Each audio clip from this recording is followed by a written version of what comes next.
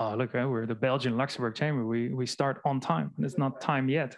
No, we're still a few minutes away. But seeing as how we are mostly complete in our audience today, and I hope we'll see more and more people showing up online as well. I do love talking to fill a bit of minutes before we have our esteemed speakers taking this spot. So this is a good opportunity to just let all of you know that obviously very welcome. Thanks so much for coming here in person. Super nice to look at everybody's faces in person again. I'm very happy, and I hope that we're going to be able to do many more in-person events going forward in a safe and responsible way. So thank you, everybody, for joining here in person, and also welcome to everybody joining in online. Now, even though you are here in person, please, let's do the same courtesies that we do online. So whenever you have a question for any of our speakers, please stand up and state your name, and then announce your question. And so also for the people at home, please type all your questions in the Q&A box in your Zoom session, and then in the chat. Oh, thank you. In the chat. And so we'll do our best to address each and every one of them as much as possible if the time allows. So I think now we are really ready to get started. And so to continue this talk here, let me hand over to Stephen Phillips, the Director General of Invest Hong Kong, who is our gracious host here in the Invest Hong Kong office. Stephen. Robin, thank you. Ladies and gentlemen, a very warm welcome to Invest Hong Kong. As Robin said, so great to see people face to face, and hopefully we'll have more and more opportunities to do so. At Invest Hong Kong, we're really delighted to be working with the Belgian Luxembourg Chamber of Commerce on this event. And it's part of an overall program where Invest Hong Kong wants to work more in a concerted way with all of the international chambers. It's fantastic too that we've also got members of other chambers here with us today. I'm sure you're all looking forward to hearing our keynote speaker rather than me prattle on.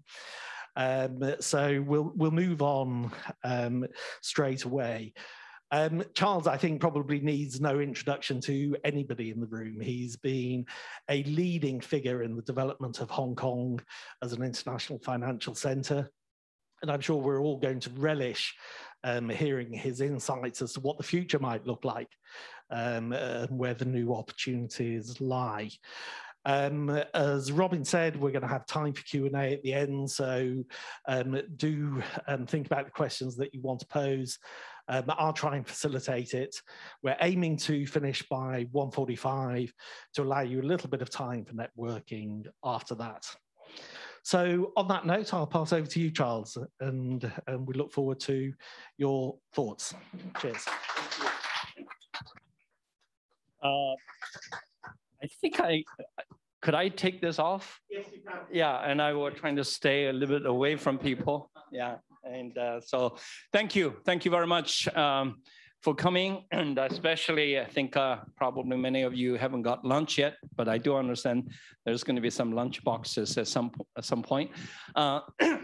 It's really nice to finally see people, in physical presence, and I'm glad we are able to chat today.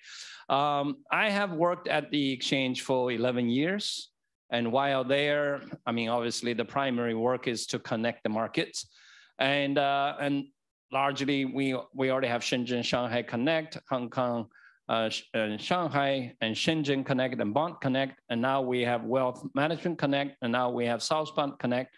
And I'm sure more and more connect will happen, particularly on the, we have announced, we announced it when I was there, Futures Connect, basically launch Asia Futures, and that finally has come along.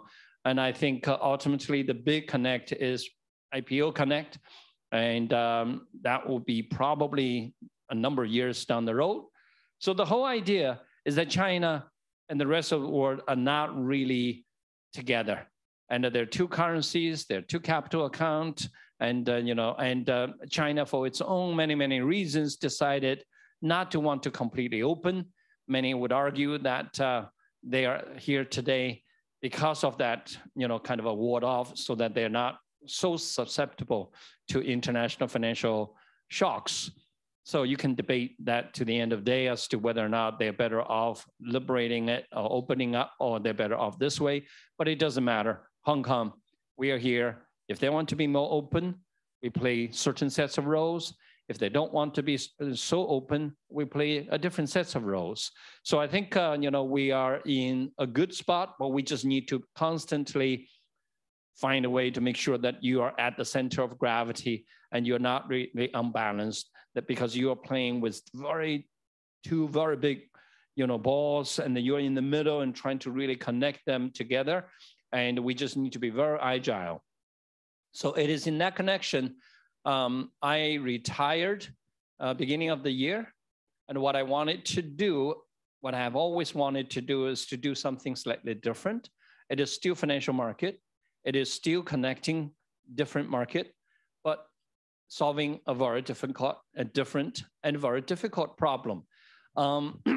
As you all know, at the exchange, globally, only big companies can be listed. Even though we have GEM, we have certain, in Shenzhen, we have emerging market, you have the, entrepreneurial boards, but even all of that are big enough companies. You need to have track record. You need to be big enough. So Hong Kong, after many years, Hong Kong Exchange today have about 2,000 companies listed. Only about 1,000 have real, meaningful, sizable businesses. Only 500 really trades every day. Only about 200 trades about 80% of the day. And only about 25 companies trades 50–60% of the volume every day. So increasingly, the traditional financial market is very concentrated onto the big names at the very beginning. This is very similar in New York. In New York, they have existed for 200 years. There are only 4,000 companies. And at the top funds, the Facebooks, the Apples, and the Amazons, and all of that, those, essentially trades a huge chunk of it every day. So globally, we have about a 10,000 company listed. So the proposition I've always had is, why is that way? Why small little guys cannot become investable in the traditional capital market? Why can we not have, instead of a few thousand companies listed, why can we not have hundreds of thousands, maybe millions of, maybe tens of millions? Because technology is finally here. In the industrial age, when you have a big department store, you have 10,000 items in there, depending on how large you are, maybe 15,000 items there. But there is very quickly you're going to reach the limit, because the physical space is only that much for you to take that much merchandise. But in Taobao today, in Amazon today, there are unlimited supply of merchandise. Why can that not happen in financial market? That's the proposition that I walk away wanting to find a way to see whether we can do it or not. The reason financial market in the old days and traditionally do it in a concentrated manner has a good reason for it, because investors need to understand, particularly with a lot of retail investors, we need to have the information about the company to be accurate and to be complete and to be true. But who's going to do that?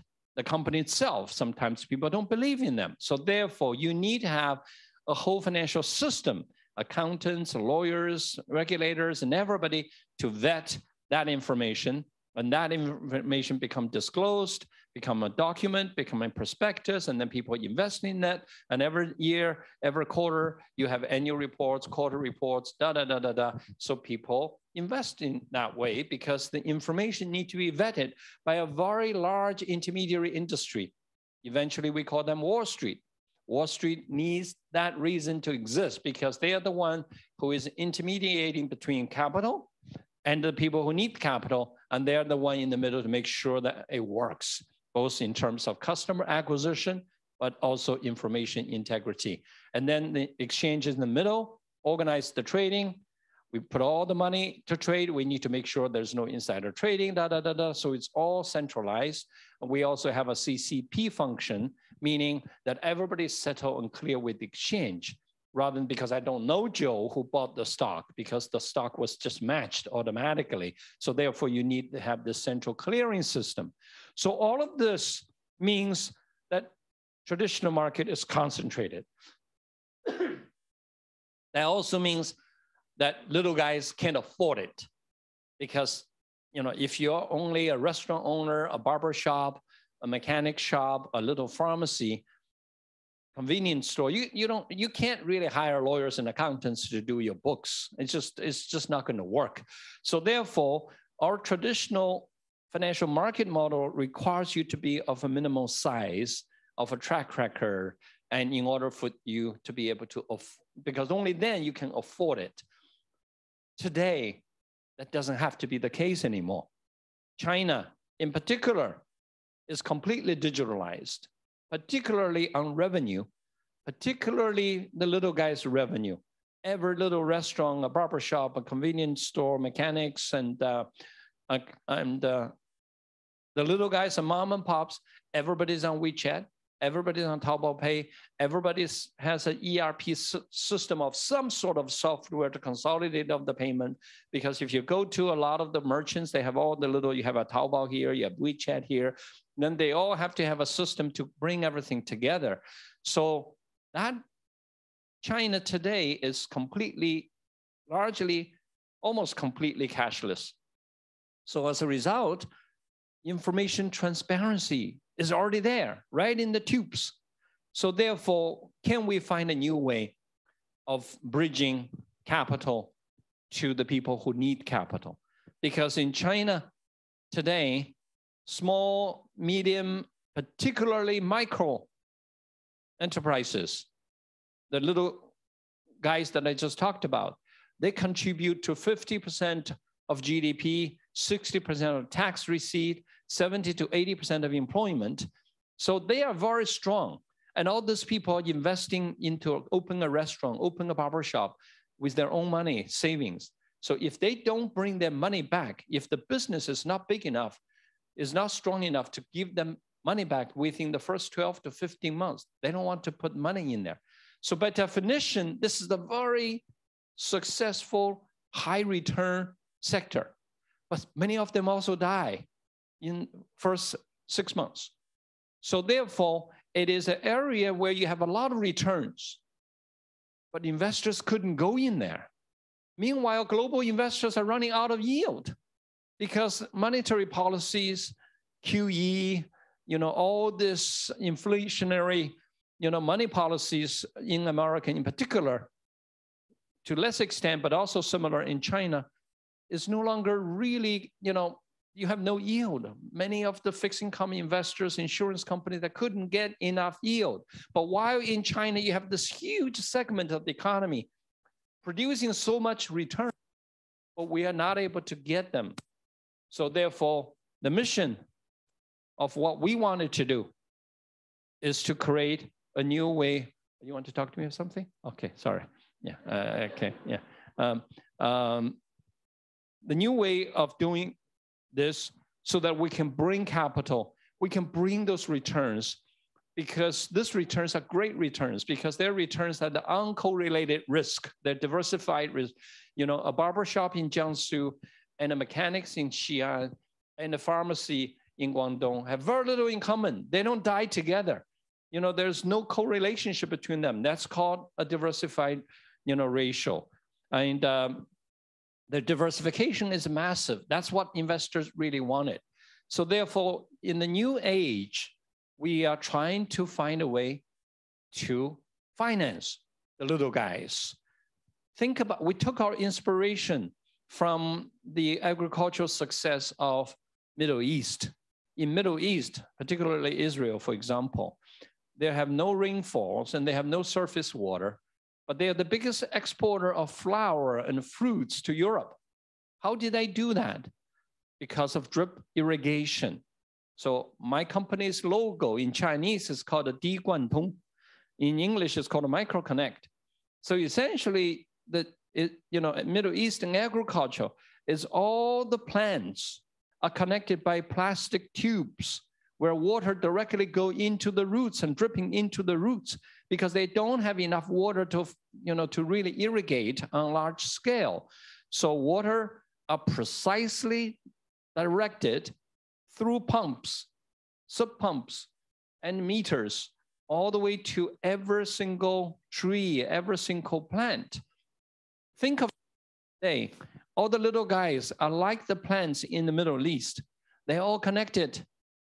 Their revenue are completely visible. So we can change the way we organize the market. We used to force the company to become big enough and then pay for all the intermediaries to put the information integrity. Today, we don't have to do that. Today, we can look at the tube. We can look at who controls the tube, who can give us a clear picture as to what is in the tube. More importantly, who can directly take the money in the tube before the tube hit the little guy, before the money hit the little guy. So that's really the kind of a question we're asking today. And we're realizing in China today, every little guy operate with the digital revenue system already, number one. Number two, every little guy operate within some ecosystem in which there is a leading enterprise. We call that enterprise control point enterprise, or we call them CC partners, connect and collect partners. Who are they? They are the one who has the ability, because the little guy's revenue come from the tube in which the ecosystem head enterprise actually controls. Who are they? What do you mean by that? We call them an ARM, or Automated Repayment Mechanism, ARM, a 抓手 in Chinese. So essentially, every little guy's money actually can be captured before the little guy gets it by somebody who controls the ecosystem. Who are the controller of that ecosystem? Three big categories. One, platform companies like Tencent, Alibaba, Meituan, because all the booking, all the order, food order delivery coming from Meituan. Meituan pays the little guy after deducting Meituan's commission. So therefore, the revenue in the tube goes to those guys first before it goes to the little guy. Second big category, franchisors, McDonald's, Pizza Hut, many different kinds of franchises in barbershops, in mechanics shops, and in convenience stores and restaurants series and franchise. It's the franchisor, hotels, hotel chains, for example. The franchisor got the money first and then distribute to the little guy inside the franchise, the franchisees. So therefore, they can control the revenue. The last group are SaaS companies, software companies who build connectivities with all the little guys. They are able to put an electronic digital payment gateway control system onto the little guy. If the little guy wants investment, we can insist on putting a control arm.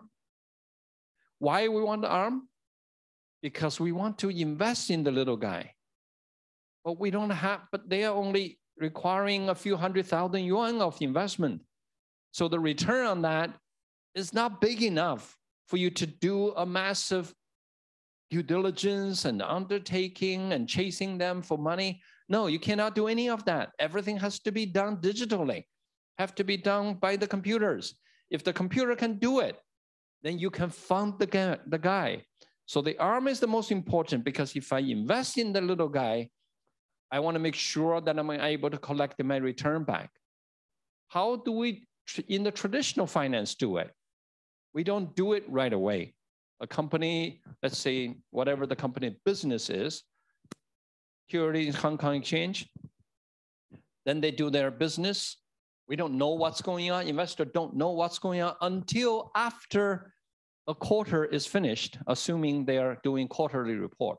In Hong Kong, we don't even do quarter report. We do half-year report and the annual report. So only after the half year is over, we send the accountants in, we do all the books, and then a few weeks and sometimes months later, we come back and say, announcement, result announcement. That's why in Hong Kong, you see all the result announcement. Only then, you know what's going on with the company. If the company is already, by that time, is already gone, then the book says it's gone. Only then you know it. You don't really do anything real time because you trust the company, because the company wouldn't really do anything other than complying, disclosing, and then if they have to pay dividend, they will pay dividend. If they do acquisition, they have to do it with all the regulators watching over them. So they won't do anything bad. Sometimes they do, but most likely they don't. So that's how the financial market works in traditional settings. But it's okay for you to do that with a few hundred companies, or maybe a couple thousand companies. How can you do that with millions of companies, little guys? So therefore, for the millions of little guys, we need to change the way of investing. We're not investing in putting your money, trusting later on you're going to pay me back, and somebody else is going to do the book. Who's going to do the book? Nobody's going to do the book because it's just not really capable of affording accountants. So therefore, we are saying, okay, I'm investing in you, but I want to make sure my return is immediately deductible from your revenue. So that's how it is done. We can do that in China today now through Hong Kong. Many of you have read about ants financing, many internet financing, P2P financing, all the regulatory crackdown. All of them talk about supporting and investing in small little companies. Are you talking about the same? No, we're not talking about the same. Everything that we have heard so far, so many of them, they did that for 5 to 10 years now, and it's a disaster. Why? What's the difference between what I'm talking about, what they have been doing for all this time? The most critical difference between what we're going to do and what they're doing is they are doing credit product, meaning they're taking banks' money and they're lending to the little guy as a credit product. And that fundamentally is the wrong product that is not fit for purpose, neither for the little guy nor for the banks. And that's why they fail without exception. We are doing investment, meaning equity. Why credit doesn't work? Very simple. Credit is about, I loan you money, so you owe me principal and you owe me interest. And you need to pay interest and principal repayment in a very structured manner. But the little guys, it's the wrong product for the little guy because the little guy's business is very volatile. They may make a lot of money, but they can also just become dead for any reason. You're a restaurant, the government dig up the road in front of your restaurant, want to fix the road for 2 months. There's no business for 2 months because nobody can come, into the restaurant. Or somebody is sick seriously in the family. You need to move money to help take care of the family. And therefore, the restaurant need to shut down, or the restaurant need to really suffer big time. So many of those things can go wrong, but the bank is not going to say, oh, I'm sorry, this happened to you, so you don't have to pay me back. No, you have to pay me back. Otherwise, becoming NPL or back loans for the banks. So the banks always have to be paid. And if you are late, they're going to increase the interest rate. They're going to do other penalties. And precisely at the wrong moment for the little guy, they push you over the edge and becoming NPL. It's the wrong product for the banks because many of the companies are doing very well, but it had nothing to do with the banks if they do well because the bank's upside is capped at interest. So therefore, they ended up suffering the loss, but they don't end up taking benefit of the upside. So it's the wrong product for the banks, and they shouldn't be doing it, or they shouldn't be doing it on large scale. I think if they do it on smaller scale, make sure the NPL is low enough, making sure they're only loaning to the good guys, even though how can you possibly know who is a good guy, who is a bad guy, who is going to, So in the end, this whole credit financed small medium enterprises campaign have all come into a pretty unfortunate end today. And that's the result of a lot of the crackdown. A lot of this is really about massive amount of money from the banking system moving to either consumer credit or shark loans for the little guy. What we're doing is investment, meaning equity, meaning this is the money for the little guy. If the little guy makes no money, we make no money. If the little guy makes a lot of money, we make a lot of money. If they're dead in the first 6 months, it's bad luck for us. If they are surviving here for another thriving for 10 years, we're going to be there taking returns in 10 years. So that's the key. But invariably, people will die. Some of the whole idea is that you build a massive portfolio. The massive portfolio means that some inevitably will fail, but those who survived give you enough sufficient returns that the portfolio is going to give tremendously high quality returns. That returns uncorrelated and diversified. And so if you think about the banks are here, the upside is 20%, let's say 18%, but the downside cannot be more than 3-4%. Otherwise, the business is just going to fail. So they are looking for real safe credit. They don't really care about anything else upside. Think about VC and PE on this side. For them, they're investing in 100 companies. 90% could just die. They don't care. As long as the 10 or 5% that survived is going to give them 100 times returns. So that's really the business model. Obviously, every one of the 100 they invest in need to have the potential to become 100 times. Only 5 maybe survive to actually achieve that. We are in the middle. Our companies are little guys who will never, ever be listed, who will ever be 100 times or 10 times. They're just strong businesses, strong restaurants, strong barbershops, a good return. But they're never going to be that big. If they're good, they get their money back within first year. So IRR possibly close to 100%, but maybe sometimes 80%, some 40%, and some will die in the first 6 months. So that's really the aggregated return that make the big difference. The capital market, there's another Beijing exchange coming up. That's all for the big trees that can reach the sky, like in California. Capital market, traditional financial market are for those kind of trees. Or at least when the VC guys are investing, that little tree has a potential sky. The investment we're making are never that, or just a small trees all over the hills, all over the mountains. They will never really be that fancy, but they all, when they're successful, they're very healthy. But many of them have a natural life of definitive life.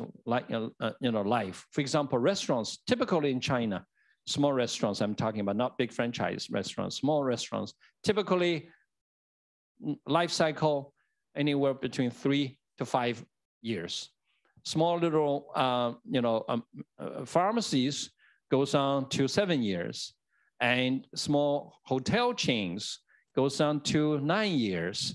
And mechanic shops, sometimes 5-6 years. Not necessarily that the company would die by that time. It's simply just the cycle of starting a business, and people just move on. No longer wants to work so hard in the hot kitchen, after 5-6 months, and usually require another renovation. And so therefore another upgrade, which you don't want to fund anymore, but the location is good, business good. Somebody else comes in, open another restaurant at the same thing, or barbershops. Our guys from the country come into the city, learn a skill, and trying to cut your hair. And after a few years, start to get a bunch of apprentices, and then they gradually, by the time they're 28, 29, they need to go home and get married and have kids, and they move on. And then the whole shop usually sometimes say, oh, maybe it's time for us to open a restaurant here, or maybe the barbershop should move into that next building. So it's the natural cycle of this. So we are investing in all these little guys, allowing market to invest in them, and so that you can enjoy the consolidated return. So I'm going to set up a new exchange in Hong Kong, and we currently call it MicroConnect. So essentially, we're going to list, because how are we going to make this investment is, we have to do through AI and learning, because we can't have 100,000 people digging and knocking on people's doors. We're going through this network of arms that I just talked to you about. We work with the franchisors, because they have a natural expansion, and they select the franchisees, and some of the franchisees don't have money, and we want to support them. We want to support the little guy, the guy who work with their hands, the guy who actually create future for their families, and the guy who actually is the foundation of our economy. And most of the little guys who open small restaurants or barbershops, their talent is wasted if they're opening only one shop. And I think the sweet spot is the 3 to 5 shops around the same locale, so that they can look after the different shops, triple and quadruple their capacity, have their brothers and sisters to help out. So, but most of the little guys who work hard don't have a lot of money. And people who have a lot of money don't usually want to work that hard. So therefore, we want to find the people who work hard, who have a successfully opened one good shop. And then we fund them on the second one, and the third one, and the fourth one, and through this system. But you're saying, how can you make equity investment? It's so expensive. How do you become a shareholder? We cannot be a shareholder, because if we want to be a shareholder, just doing registering or shareholding with the local authorities, it's going to take forever. It's going to take so many people. So we are essentially coming up with a new product. The new product is equity in essence, but it's in revenue sharing in execution. Meaning, if the restaurant, let's say the restaurant, this kind of restaurant have a margin of 30, net margin of 30%, that basically means that this restaurant, every $100 comes in, only $30 are potentially available for shareholders to distribute as dividend. So we basically just come up with that formula. We basically say, okay, we're going to fund you, open a new shop, take $1 million yuan, you put 300,000, we put 700,000, and we are 7, you're 3 on this new shop. And then we start to take money on every dollar that comes into the restaurant. Every dollar, 30 cents is earnings. I get 21 cents. He get 9 cents. We just take every day we take money. He takes his money, we take our money. Until one day, we both collected our investment. 1 million is collected. I got 700,000, he got 300,000. Then we flip.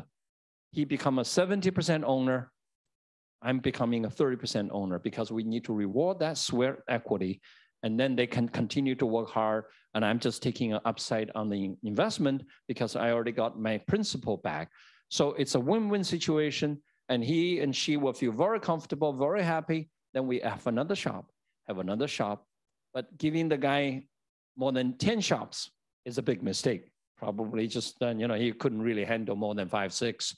So that's basically the idea. And then every investment we make sure that this revenue sharing, we call revenue distribution contracts, get listed on the new exchange.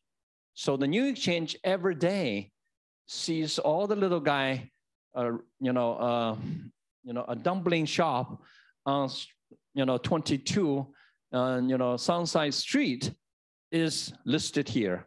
And every day, $70 come back today, $120 come back tomorrow.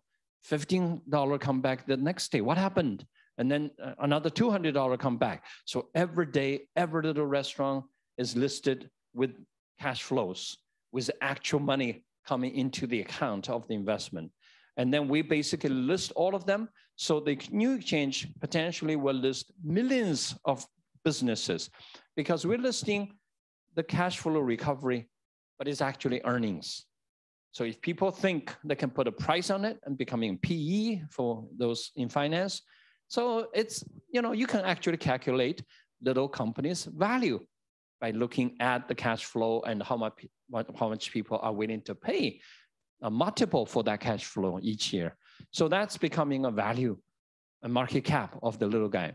So nothing will make us happier if a barbershop coming from a countryside, work very hard and become an owner of a barbershop and go back and get married. And he can proudly tell his father-in-law that you can marry your daughter to me because I'm worth 1.8 million RMB. Look at the market cap of my company listed in Micro Connect Exchange.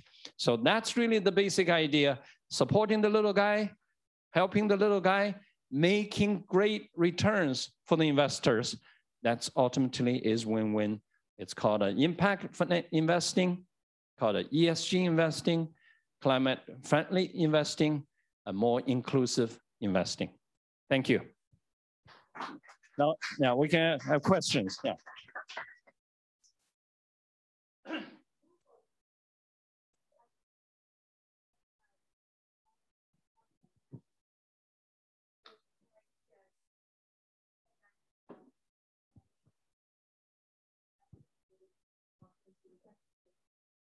Thank you. Good.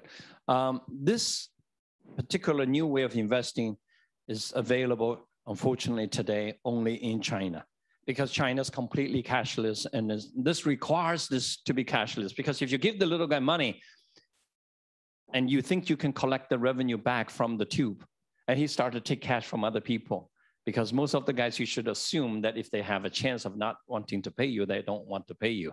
So therefore, this needs to be digitally enforced and delivered. Hong Kong, unfortunately, today is still not digitalized to that extent. No other country is.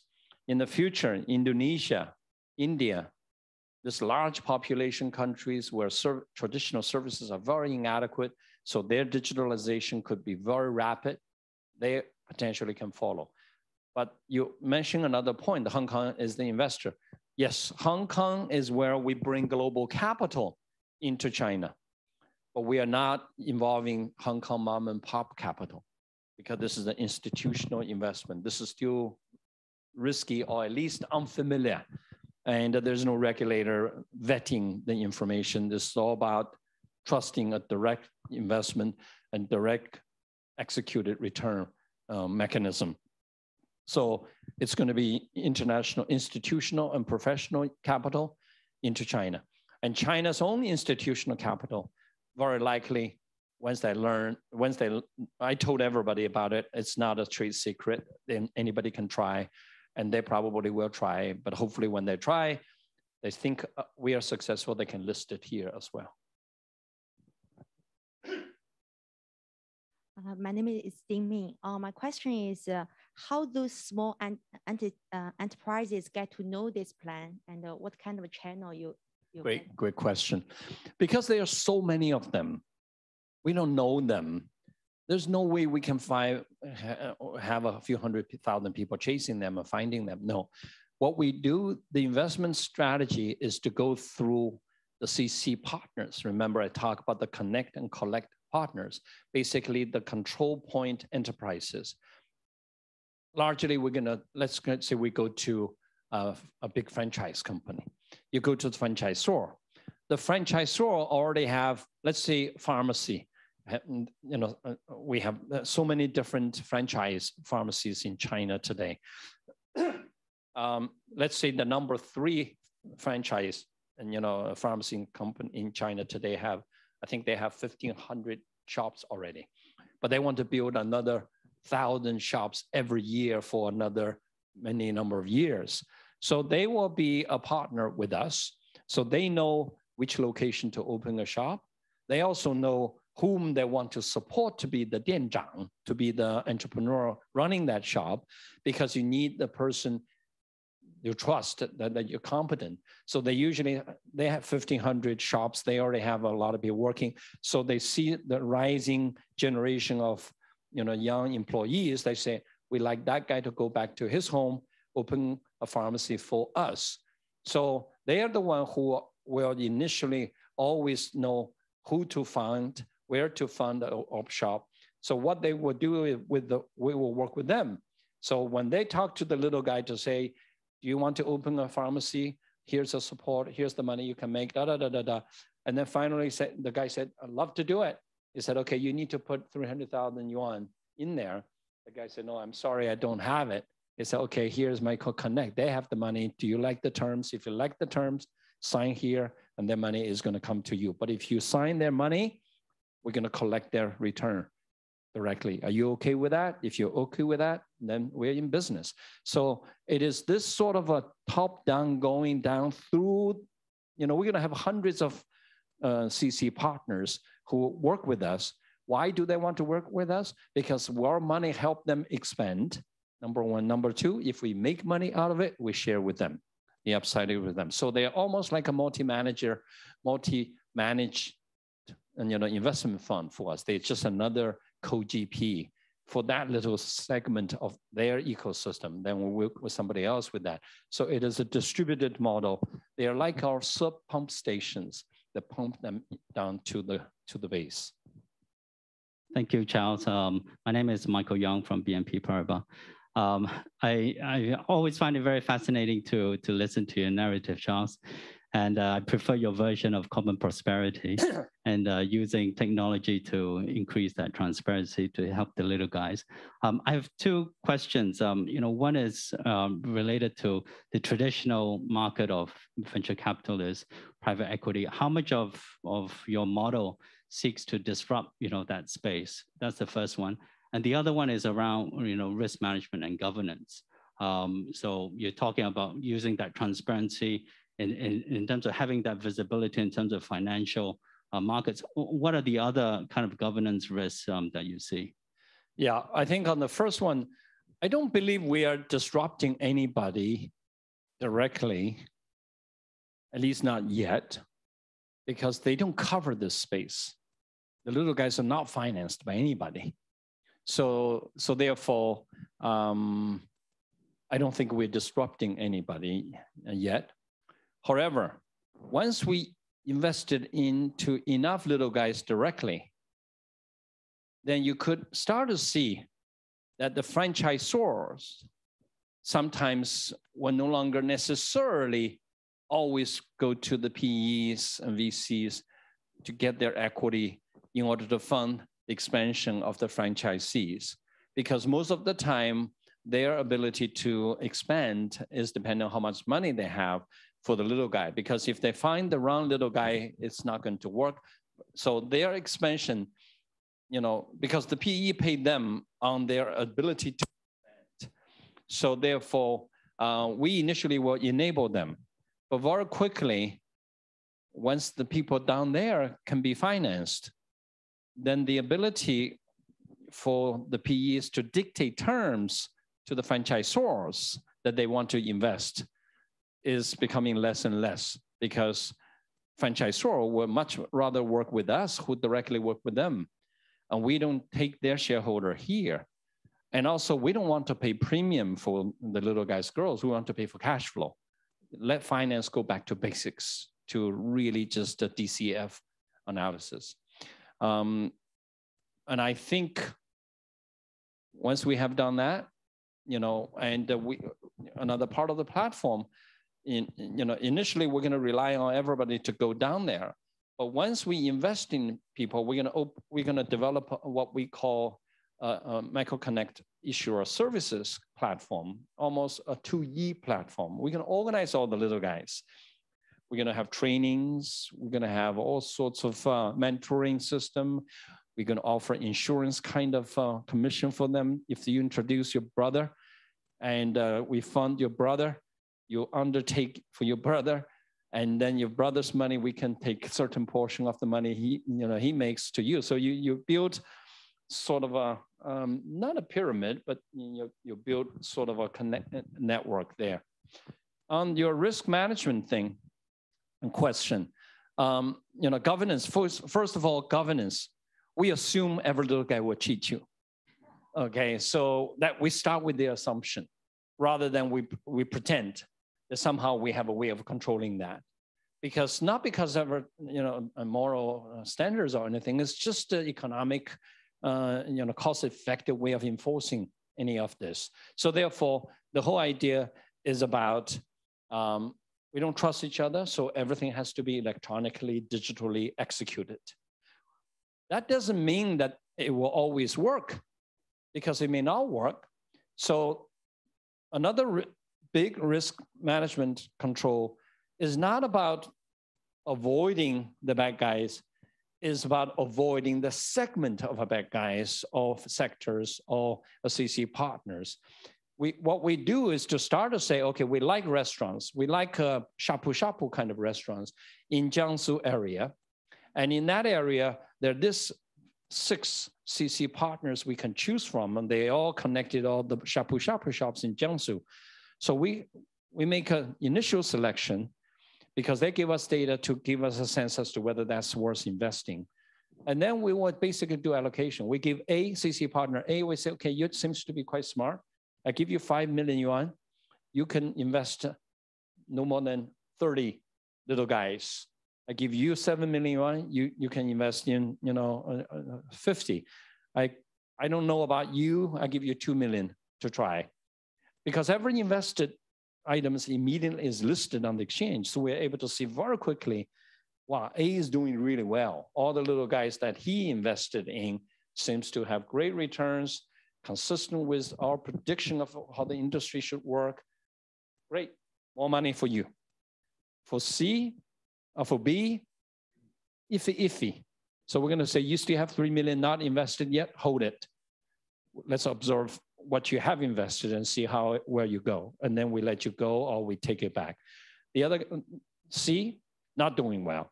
As soon as we think the restaurant should usually give every restaurant cash flow each day should be 8,000, let's say. The moment we invest in that company, that restaurant, only 2,000 shows up. And then the business is probably not dead, especially if quite a few is doing. That just means that their arms is not working. They're taking money from other places. And your tube doesn't show the revenue, but they're actually taking revenue. That meaning they're running away from you. Then this one, you stay away. So it's a progressive allocation strategy that ultimately is a self-learning process that allows to really precisionally, investing in this.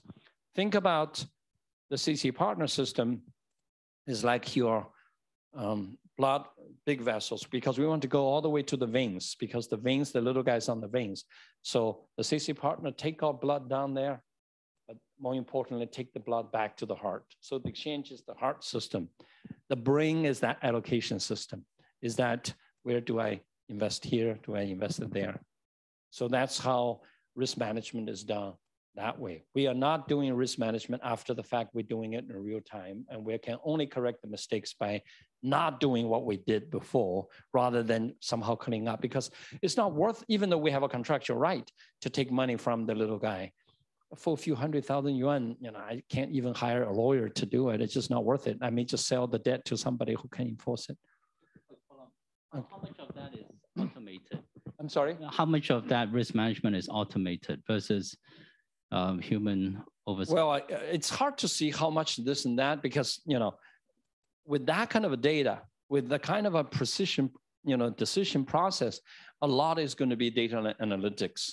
But the data analytics only works as well as how the humans are putting the right input into it. So the humans are much more, it's not more about the humans putting the right input to it, put enough input to it, the most relevant input to it, and then hopefully it comes out and give you a more precise way of doing it. Yeah, sorry. Yeah, my name is Peter Robrecht. I'm the Consul General of Belgium in Hong Kong. You've mentioned the creation upcoming creation of the new Beijing Stock Exchange for SMEs. I've understood from your presentation that you don't think this is actually of direct concern for the business you are now launching. But given your long experience as CEO of Hong Kong Stock Exchange, I was wondering, what do you think will be the impact of this new Beijing exchange on Hong Kong and on the Hong Kong Stock Exchange? I think a zero on Hong Kong, but a lot to Shanghai and Shenzhen. It's more about redistribution of what otherwise they have the opportunities in there. Today's public, right? This is a public event? Yes, it is. Yes, it is. Okay, yeah, okay. I watch my word. I watch my word. It's a great exchange, yeah. It shouldn't affect us too much because they're trying to define what should be there, what should be in other places.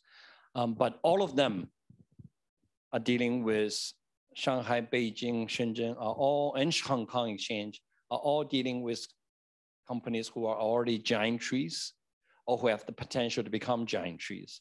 We're dealing with people who will never become giant trees, but very, very healthy, strong, small trees and grasses and flowers that covers everything in our economy. I think there's something back there. Yes, please. Yeah, Charles, thank you for your presentation.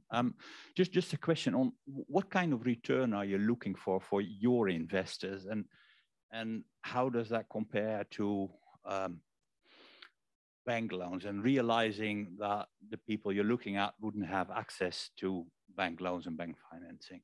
Yeah, I think we are only investing, most of the investment we're going to be make are going to be something the bank will never do, because the bank will never really, put money into a new little guy for CapEx. They may be able to do something on working capital, but CapEx is just too much unless the bank, unless the little guy have a house to put a collateral, all of that. For us, it's it's investment. In terms of returns, this is really not about what we wanted. It's almost about what we would like to achieve, because the idea is to build such a portfolio that is so diversified, so uncorrelated, and then it's the quality of the return. I mean, I'm highly confident we're going to be in the upper teens and 20s, but we could easily do 30s. But for example, if you want to invest in restaurants, I'd be very surprised that if our restaurant portfolio is now giving us a IRR of over 30%. But the problem is that probably comes with the risk premium that investors sometimes need to put it into it, because they have a higher level of failure in the restaurant segment. So therefore, the portfolio, we probably will put hotels too. But hotels typically give you much stable, but meaningfully lower IRRs. And they usually exist for anywhere between 8, 9 to 12 years. And the IRR is in the low teens.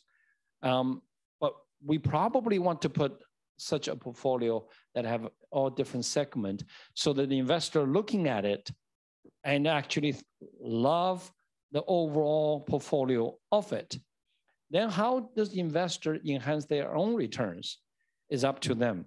Because what we are doing, in some ways, I create a new word, legalizing financial investing. Legal, just the kids play Lego. So we make the underlying asset class so standardized, so tiny, and so uncorrelated, but it's so easy to understand, and it's disclosed in real time every day. Then this is becoming the cash flow foundation of the portfolio. And then different investors can decide to buy, I only want restaurants, or I only want this because I want a higher rate.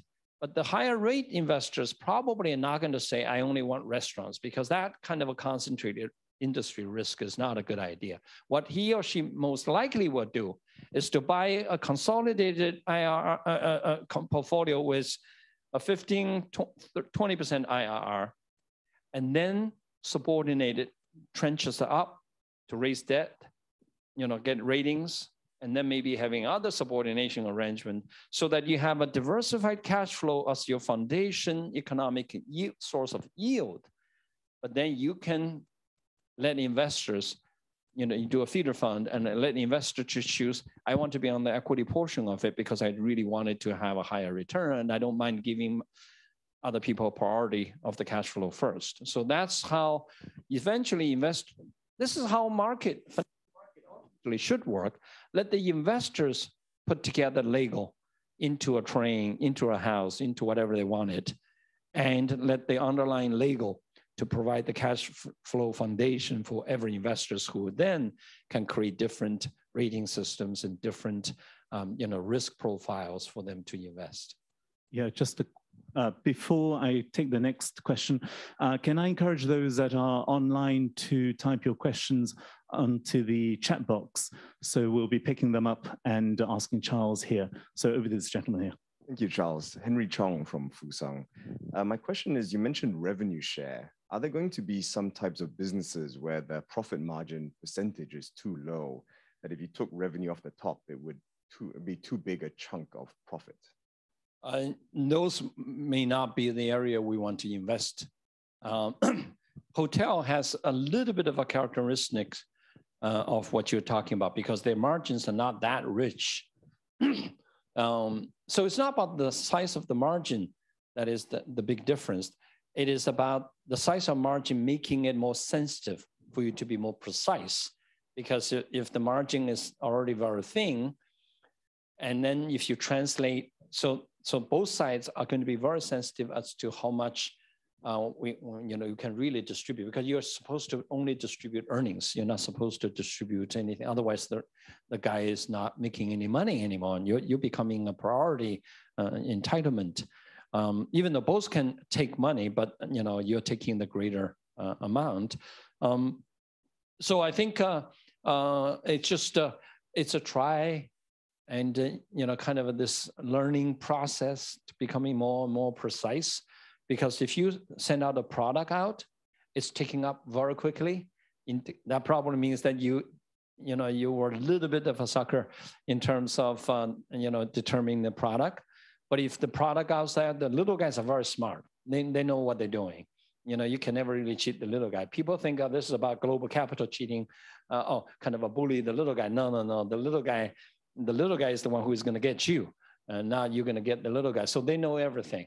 So, but if they took all the product out, then or alternatively, nobody take your product, then you know that you must have factored the wrong margins into it, and then you need to adjust it. So this is all about gradually learning and becoming more and more intelligent, in pricing. Hello, Mr. Lee. I'm Isabella from DBS Bank. Thank you very much for such an interesting sharing on new opportunities and also to help small and medium business in China. My question to you are, first, who are your company's target investors? Are your company doing anything right now to attract these investors? And also, how much investment volume are you expecting to see in the coming 1 or 2 years? Yes. Thank you. Yeah, I think ultimately when people realize what we are doing, I can't, say that almost every investor should really look at this. This is really investment back to basics. But in terms of, kind of a pace of accepting or understanding and embracing this new investment, I think family office, private wealth managers, are probably, and corporate investors are probably the easiest for them to understand it, because this is a cash flow. This is nothing. We're not paying a big premium over a PE because the guy is going to grow this much. This is all money coming back right away. You can see it. But insurance companies, our investigation indicate insurance companies ultimately is going to be the largest investor on a big mass about this, because this gives them a great way to match their liability maturities and to allow them to more precisely and predict cash flows. And so, therefore allowing them to much more precisely, doing their actuarial evaluation. Any half point of actuarial evaluation that can improve their value, their secondary market value of the insurance company goes up, big time. So they are likely going to be, and then all the alternative investors going to want it to be. So we ultimately, the way we attract investors to go into it initially is we are initially investing our own money directly. So creating a model home for people to say, oh, this is how this sort of apartment actually can work. And then, we will, we'll put some more shareholder money into it initially. But then we're gonna, set up a fund for investors to become limited LPs for it. And that fund is precisely making this investment. Then people can become investors in this space by either become an LP of the fund we're setting up, or if they want to own the cash flow directly, then they just basically create a feeder fund and then just take a fraction of every single, all the underlying contract can be fractionalized, and then they can just take it. Others just probably buy the entire index portfolio. And insurance companies probably just put a big feeder fund just because they want the diversification.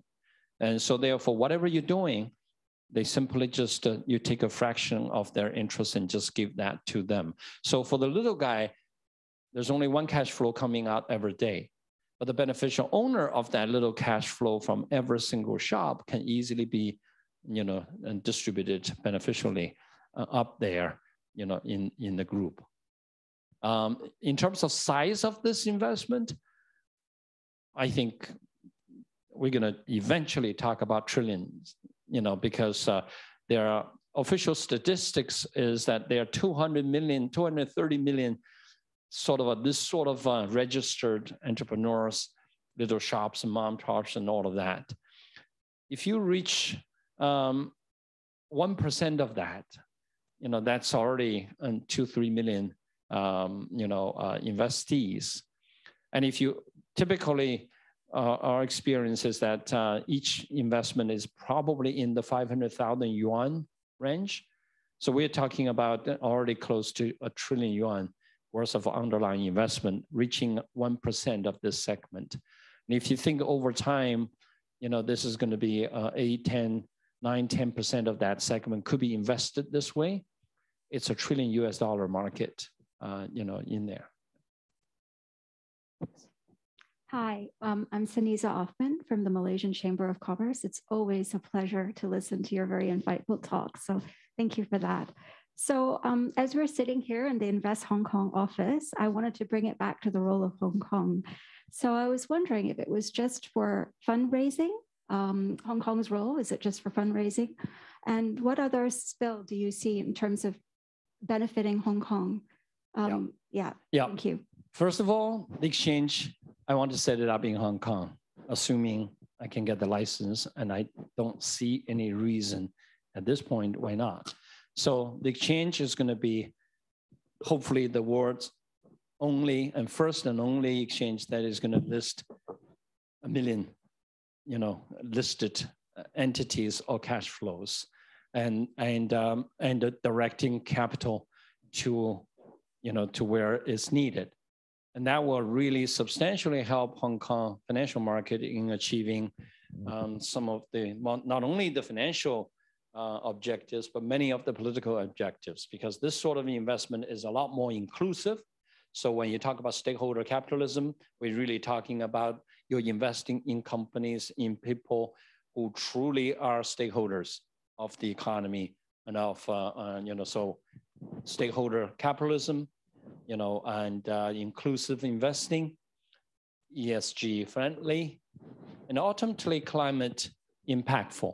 Because if we are able to invest in millions of individual little shops whose action, whose behavior, whose choices individually all have tremendous impact on climate when they are all doing it together, Today, we have no systematic ways of achieving them, but if you are able to potentially use investment as a tool to reach and impact choices and behavior, I think that would be very, very helpful as well. And imagine the data that is going to be accumulated here, which is all real, live, disclosable data of the real economic activities in China, and Hong Kong will again become, the main attraction of global capital connecting with the most thriving segment of China's economic development. Ladies and gentlemen, we're almost coming to the end of the Q&A session. So if you do have more questions, please let us know, and particularly those online. Charles, there's a question on a quite different topic, actually. So Peter from the Smith Attorneys notes that SPACs have really taken off in the US, obviously Singapore now allowing them. What's your prognosis for Hong Kong in the SPAC space? Well, that is in consultation, is in progress. We all need to write in, and good luck. For Hong Kong or as an investor? For Hong Kong, yeah. I mean, this is something we wanted to, the market really wanted us to do, but obviously their balancing act on investor protections, Hong Kong's unique, market conditions. And so I think, this is our best step forward, which is different from the US model, also slightly different from the Singaporean model, and is reflect a consolidated collective judgment by the regulators that this is the best sweet spot for us to come out for.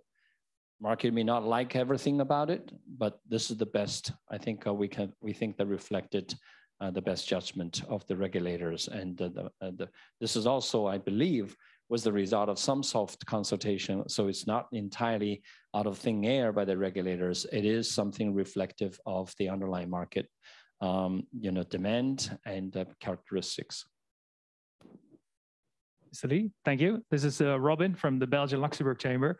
But just before you just gave this answer, you sort of already answered my question, because my question was about impact and specifically on the environment, right? As gatekeepers for investments into these smaller companies, you can have this trickle-down effect of some higher level initiatives, and the environment would be one of them.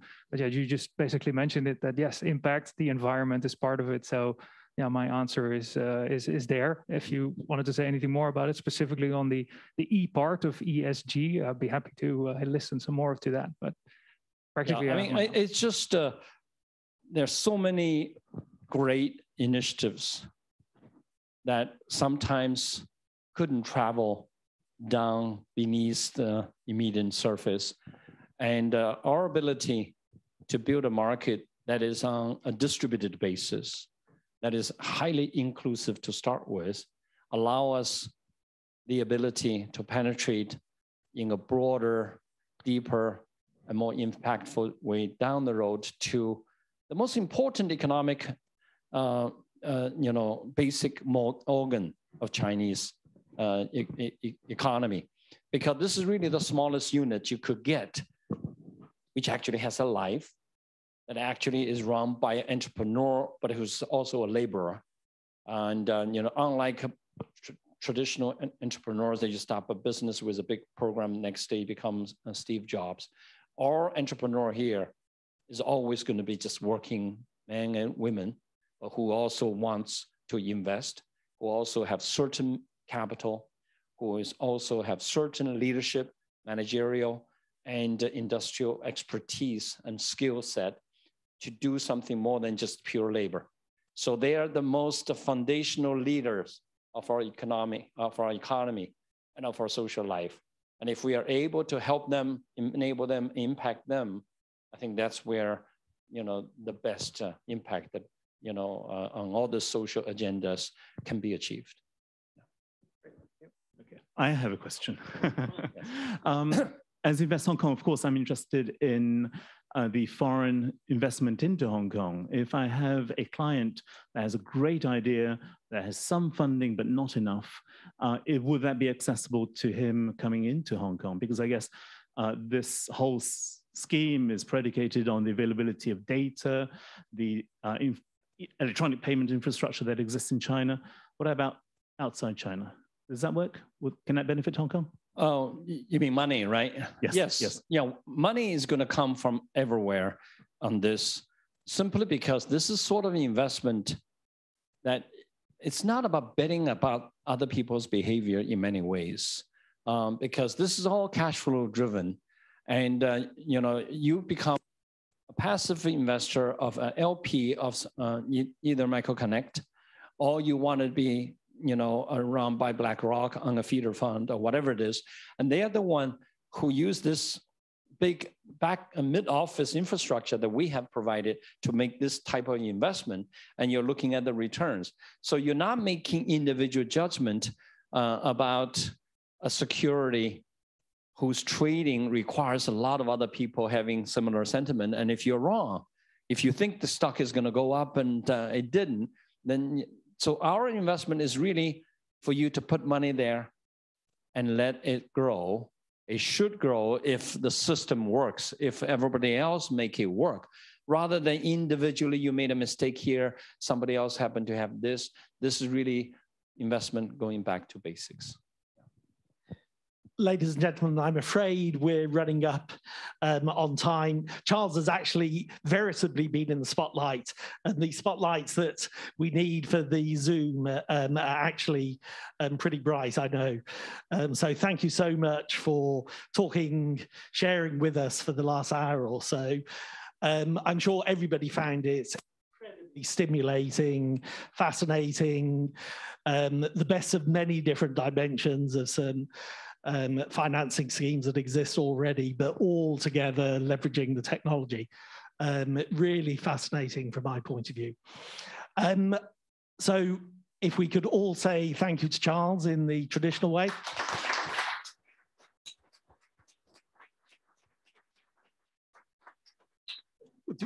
And Robin, I think, is just going to say a few concluding remarks before we do photos, I think. Thank you very much, Mr. Lee. Thank you. It's been a pleasure having you here. Thanks also to the team at MicroConnect. Thank you very much, Rizal, for putting me in touch with your team and with Mr. Lee. So thanks so much for your time here. My thanks also to Invest Hong Kong, the team here with Philip and Charles, Mr. Phillips, Mr. Phillips, Cindy, and of course, Casey. Thank you for having us here in this beautiful venue. And well, last but not least, thanks to all of you for attending here in person, and to everybody online. I wanted to just give a little plug for one of our upcoming BLCC events. On 21 October, we will continue the conversation on ESG finance. And so you will hear all about that in our newsletters and on our channels.